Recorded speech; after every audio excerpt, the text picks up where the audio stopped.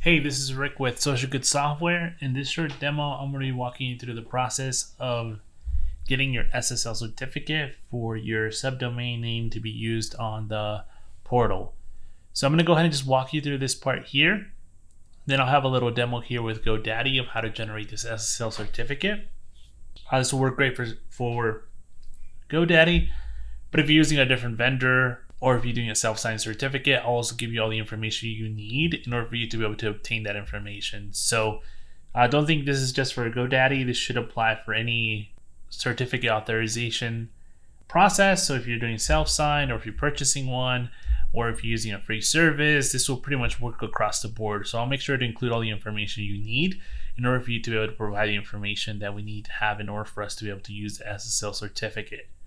So we'll need three things from you. We'll need a certificate body, a certificate private key, and a certificate chain optional. And I'll talk about the optional part here in a second. But this is the three parts that we'll need from you to deliver to us for us to be able to include this SSL certificate. So the way the SSL certificate works, we support both self-signed SSL certificates. And in that case, the chain is not required. We also support certificates signed by a certificate authority. For those, a chain is required, so you will need to provide that file as well.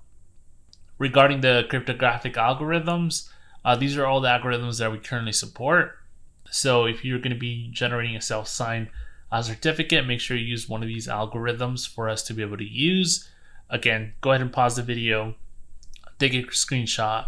These are the algorithms we support. Feel free to generate a self-signed certificate with these, or purchase a SSL certificate with one of these algorithms. Most modern SSL certificate providers will more than likely use one of these, but if they don't, please reach out to us. We're happy to help and help you coordinate with the right algorithm that you might need to go ahead and set up with. So now for the certificate part, the certificate must be an SSL version 3 certificate. So if you do not have that, this will not work. Please make sure you generate a version 3 certificate. Otherwise, you will run into problems. It also must contain a public key and must also contain a fully qualified domain name. The certificate can either be self-signed by your private key or by a private key of an issuing certificate authority. So either of those options would work. The private key must be unencrypted and cannot have a password. So do not set a password for the private key. Otherwise, we won't be able to use it. And then finally, the certificate, private key, and certificate chain must be PEM encoded. So they're not PEM encoded. Please encode them that way. Otherwise, we won't be able to use them. So we'll need the certificate body, which is typically a .crt file. We'll also need the certificate private key. And then we're also going to need a certificate chain, optional if you're using a certificate authority. If you're using a self-signed, you do not need to provide this file, but this is also typically another .crt file. So those are the three files you need to provide in order for us to be able to use that SSL certificate. So I'm going to show you here in GoDaddy how to source these three files.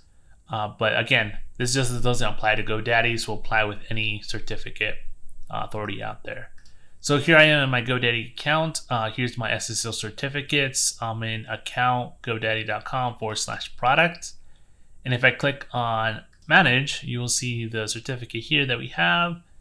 You'll see when it was issued, the subdomain we're using, and then you see when it was valid for, and then the subscription period.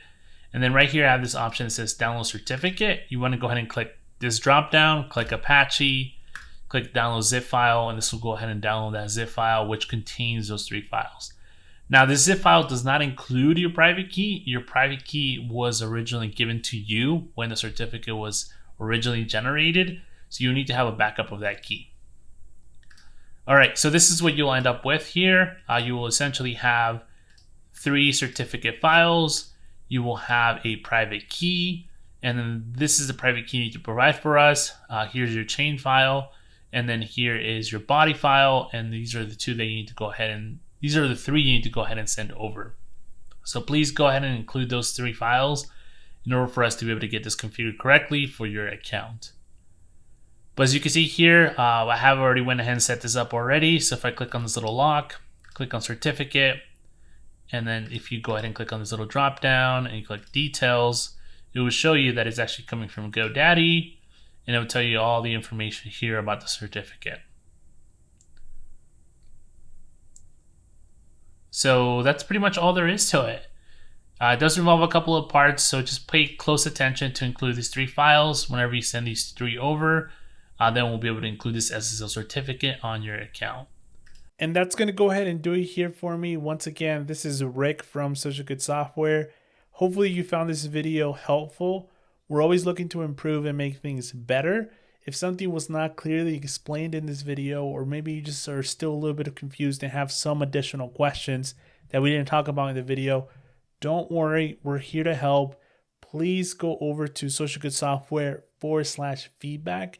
You're able to provide us feedback on this training. You're able to provide us feedback on the software.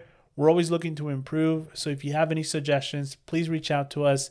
Again, socialgoodsoftware.com/feedback. You'll be able to go ahead and share your thoughts with us, and we're always happy to help.